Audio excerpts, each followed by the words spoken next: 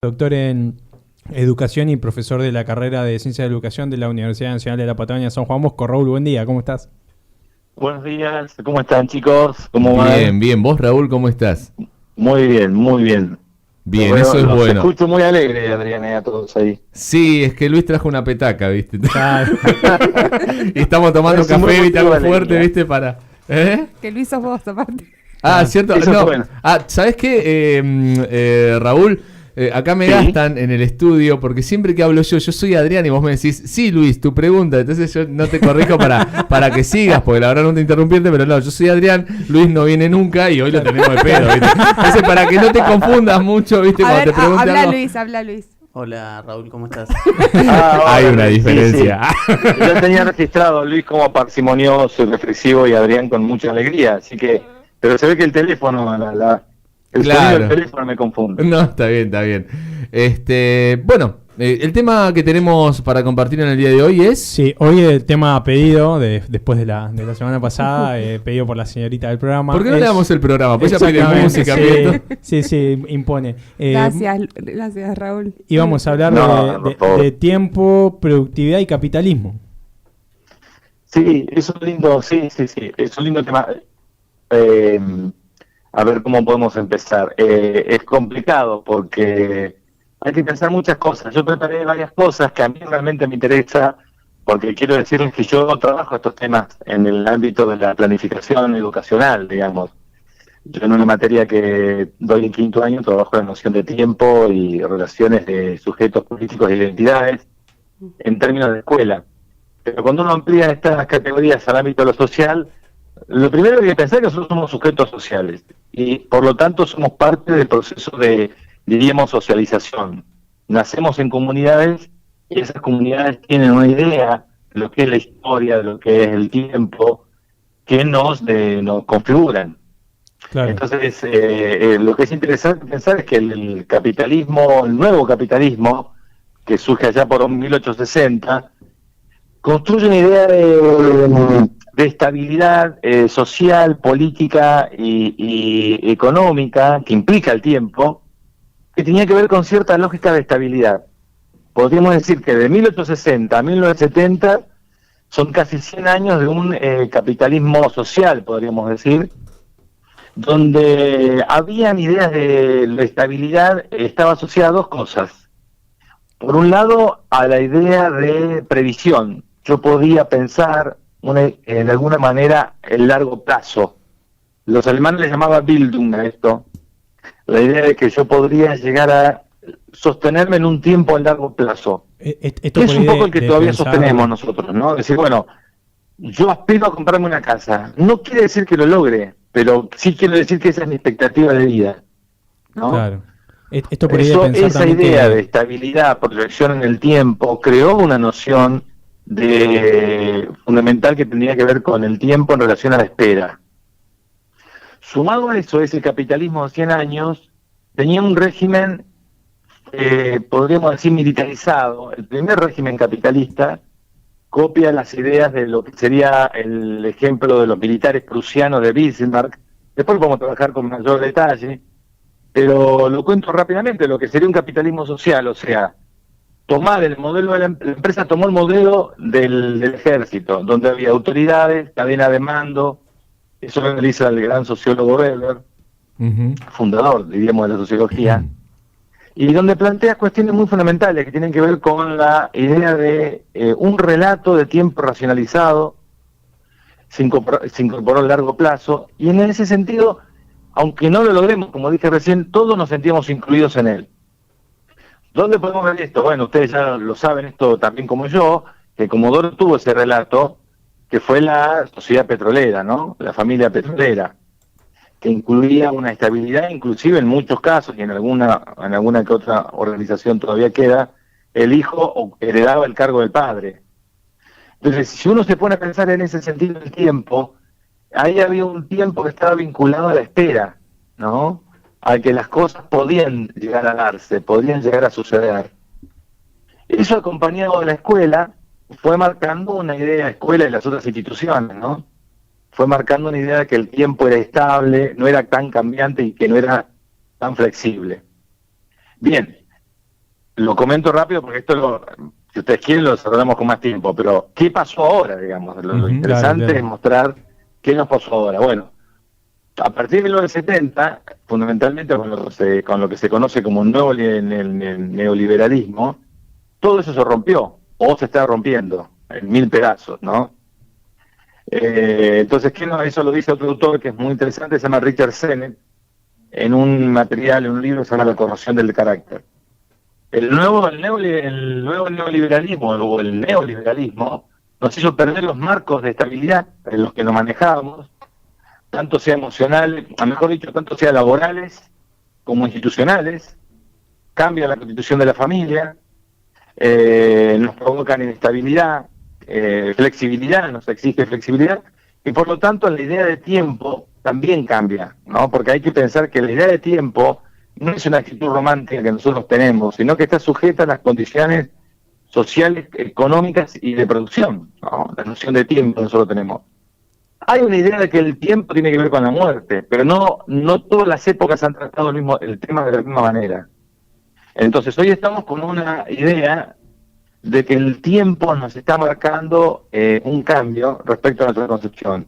Hay un presente, hay un vivir ahora.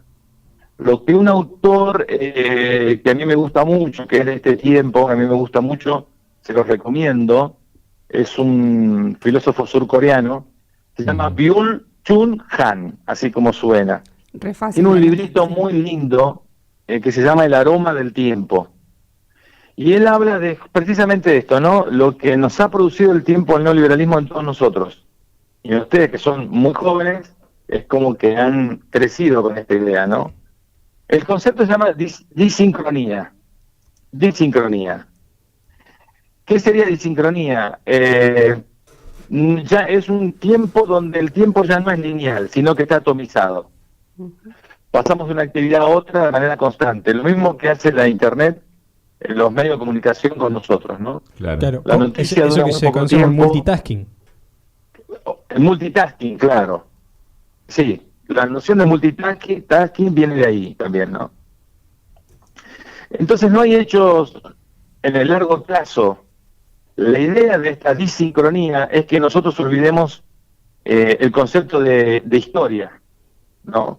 Porque sin historia, de algún modo nosotros nos perdemos en un sistema que nos podría ordenar el pasado. O sea, sin pasado no hay futuro, Claro. en el concepto de continuidad histórica, del que hablaba recién, y la disincronía rompe eso, y se pasa de un formato de percepción lineal a otro, y el tiempo ya no tiene sucesión, no es continuo, no hay nada entre medio de esos tiempos, es lo que se llama tiempo atomizado, ¿no? Los sucesos van uno tras de otro y se dispersan constantemente, y cada tiempo es igual a otro tiempo. Ustedes díganme cómo voy, chicos, hablemos. No, está bien, perfecto. Vamos bien. Vamos, Sí, perfecto. te estamos siguiendo porque en realidad, está bueno que nos vayas llevando y en algún momento te preguntaremos. A saltar. Bien. Lo que ahora me estoy quedando solamente con el filósofo surcoreano, que les digo, es muy lindo su trabajo, El aroma del tiempo. Entonces lo que dice él es que nos estamos quedando sin marco temporal, ¿no? Nos perdemos el sentido de las cosas y ya nada concluye porque todo empieza nuevamente, ¿no? La idea del emprendimiento, la idea de la actividad, ¿no? La idea de un vínculo. Entonces, si se pierde la secuencia temporal, en realidad se pierde el sentido. Vieron que a nosotros nos pasa comúnmente decir, bueno, yo recuerdo tal cosa que hacía mi vieja, mi viejo, y uno quiere recuperar esa tradición, qué sé yo, suponete. Tomar mate, yo me recuerdo que mi viejo tomaba mate solo a las 7 de la mañana durante 1 hora, y yo quiero recuperar eso. Pero resulta que tenés que trabajar 6:50. Y después tenés tanta actividad para ocupar tu tiempo, y ese tiempo está vinculado a un trabajo atomizado y continuo, esa lógica de tradición no la podés sostener. Por lo tanto, al no poder sostenerla, te desenganchás de un sentido histórico. Claro, pero también Que te permite situarte un pasado, repensar un presente, imaginar un futuro. y claro, y pensaba, ¿no? El recuperar alguna actividad, pero el porqué de recuperar la misma, ¿no? Pensaba también, para darle un sentido al por qué lo hago, o al por qué quisiese hacerlo. porque tal vez no le encuentro el sentido y entonces entre todo lo que tengo que hacer, todo este tiempo ocupado que uno tiene, al no encontrar un sentido real, o el sentido que tal vez le daba, en este caso con el ejemplo que diste, mi padre, se pierde en el tiempo. Vos hablabas justamente de los de algo muy lindo, ¿no? Se requiere un pasado para tener un futuro, ¿no? Y yo me pasa por áreas en las que trabajo, donde se tratan de rescatar tradiciones sin entender el porqué de la misma. Entonces se terminan convirtiendo en burdas imitaciones que cada vez vienen más empaquetadas. Sí, hasta te diría que mutadas, que no llegan a generar nada en el otro, y entonces es como que las vas dejando de lado o las haces acotadas para ganar tiempo en otras cuestiones.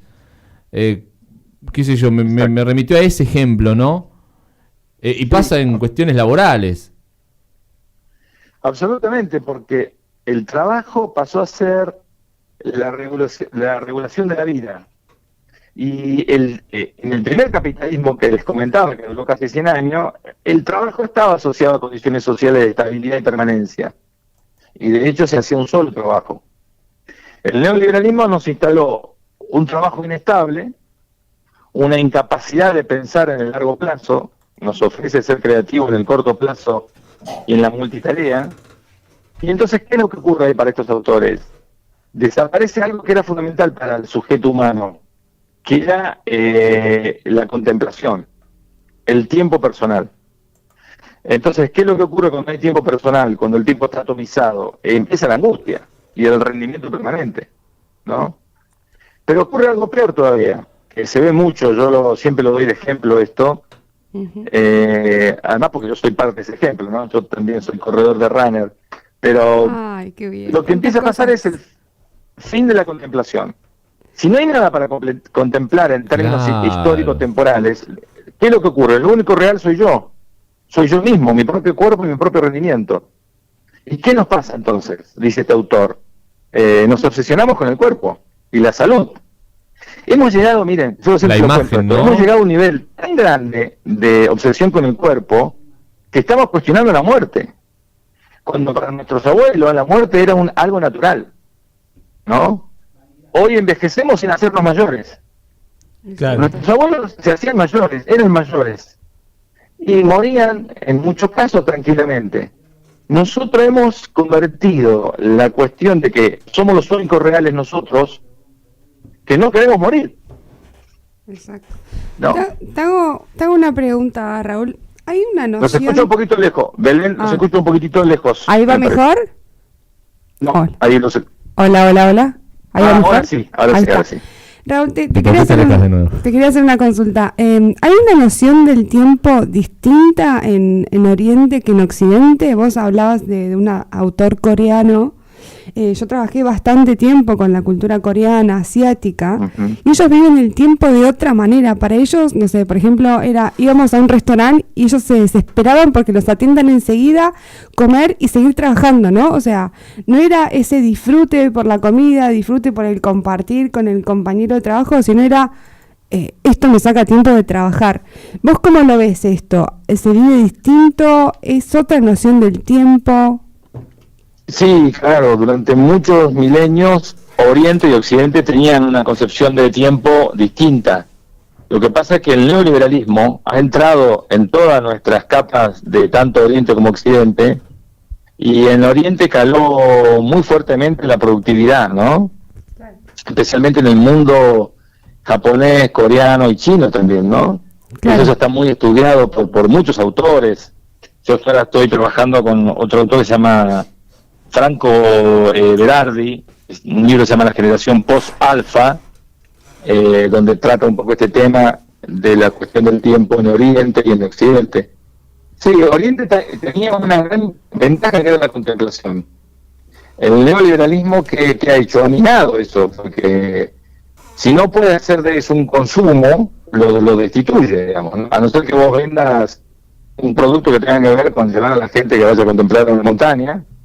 Si eso no tiene algo que ver con el capitalismo lo consume. Yo siempre cuento esto, ¿no? El ejemplo que doy. En Comodoro habían corredores, los primeros runners de Comodoro, era gente que corría por el centro, por la zona, y nadie le daba mucha importancia a eso.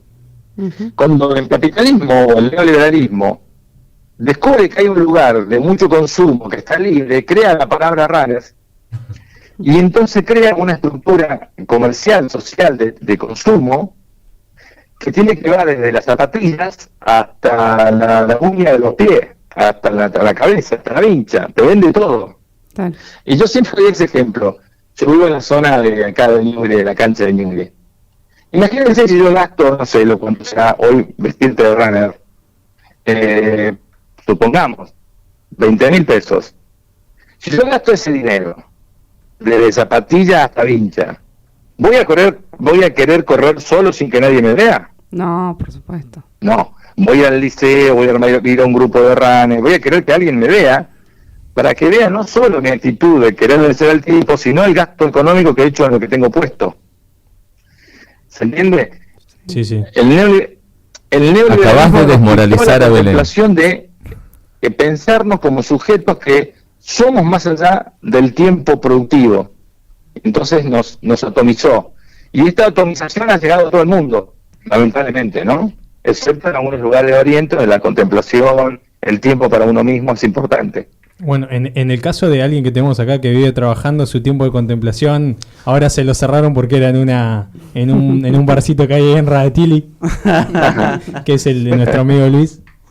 No, igual, yo estoy, obviamente que concuerdo en el análisis, llamémosle social, pero tampoco nadie obliga a nadie a hacer lo que uno pretende. Digo, si uno quiere vestirse o no vestirse o salir a correr, yo no salgo a correr, pero digo, quiere hacer lo que...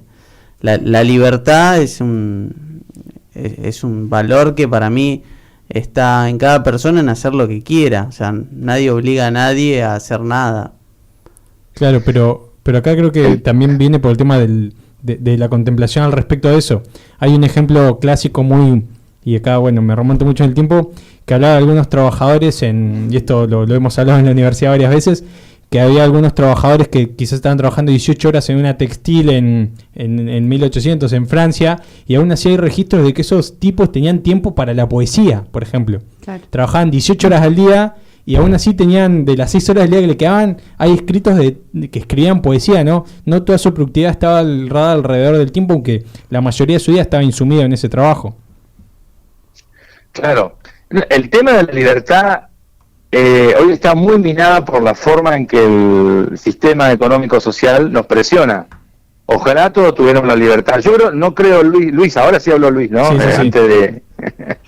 Yo no creo tanto en eso porque siento que nosotros estamos muy condicionados por el sistema y a veces estamos obligados a pensar los trabajos y la libertad está muy condicionada, eso quiero decir. Fíjense, a mí me ha pasado muchas veces, y creo que a mucha gente, que cuando uno dice no a una actividad, a un trabajo, a un empleo o un cargo, tiene que dar explicaciones. No acepto por tal cosa, porque quiero tiempo para mí, por ejemplo. Exacto. Pero cuando a uno le ofrecen algo y uno dice sí, nadie te pregunta por la argumentación. Nadie te dice, bueno, ¿por qué dijiste sí? ¿Se entiende? Sí, sí. Siempre aquel que se quiere correr del trabajo, del tiempo, de la producción, de esta cuestión de convertirse en sujeto que no está pensando en sí mismo, sino en producir en relación a este mercado, está bien visto, digamos. El que dice que sí está bien visto, el que dice que no está mal visto. Claro. ¿No? Sí, sí, Eso exactamente. O sea, yo siempre le digo a mi mujer, mira, todos somos buenos hasta que aprendemos a decir que no. Exactamente. Exacto. Y decir que no, como decís, no tiene que ver con una cuestión de no querer hacerlo por mala voluntad, sino porque no está dentro de tus objetivos o de lo que vos pretendés en tu vida. Es un asunto interesante, mi idea es que lo sigamos discutiendo. Sí, Y claramente. nada, quiero comentar dos cositas muy pequeñas de este autor que les decía, Chul Han, que el tema es, él propone vivir en un tiempo con aroma, ¿no? vivir en un tiempo que le dé sentido y ordene nuestros propios sucesos, ¿no? Un tiempo de permanencia, de duración, ¿no? Que tenga sentido histórico, ¿no? Que no elimine ni el significado del pasado ni la perspectiva del futuro, ¿no? No solo de el alguna ahora. manera, lo que plantea tu autor es salir del espacio del simulacro, digamos, ¿no? Claro. La vida narrada se agolpa todo el tiempo en un simulacro de situaciones que nos parecen ser todas iguales y distintas y mejores. La internet, los medios de comunicación un poco construyen esa idea de simulacro, digamos, ¿no? Podríamos hablar horas de internet, pero internet genera esta cuestión de amigos ficcionales que en realidad son parte de un simulacro, ¿no? Y entonces esa es un poco la discusión sobre el futuro y el tiempo. Entonces, digo, el tiempo es parte de un suceso histórico político del que no nos podemos desprender. Entonces es difícil decir que no, es difícil quedar fuera del tiempo, porque en realidad no vamos con lo que está, no vamos con la movida que se está viviendo hoy, ¿no? En relación a esa cuestión. Claro. Así que, Raúl, tema interesantísimo, la verdad. Y para seguirlo para seguir charlándolo. ¿Te puedo dejar una pregunta para la próxima? Sí, cómo no, Belén. Sí, la pregunta es si hay tiempo para el tiempo. O sea, ¿qué cosas, no sé, vos recomendás hacerlas y qué cosas dejarlas para cuando haya tiempo, ¿no? Me parece que, no sé, podés darnos tu visión y sería importantísimo. Dale, ¿qué cosas dejamos para cuando haya tiempo? Listo, tarea para la semana. Seguro que lo importante es seguro. Así que bueno, Raúl, bueno, te agradecemos mucho la comunicación. Como siempre, bueno, él es Raúl Muriete, lo tenemos todos los martes a las 8 de la mañana en esta columna donde nos invitamos por ahí a reflexionar bastante de los temas que queremos ver. Así que bueno, Raúl, nos vemos la semana que viene en esta columna. Bueno, y hoy va a estar subida esta columna junto con la presentación de Raúl también como columnista del programa.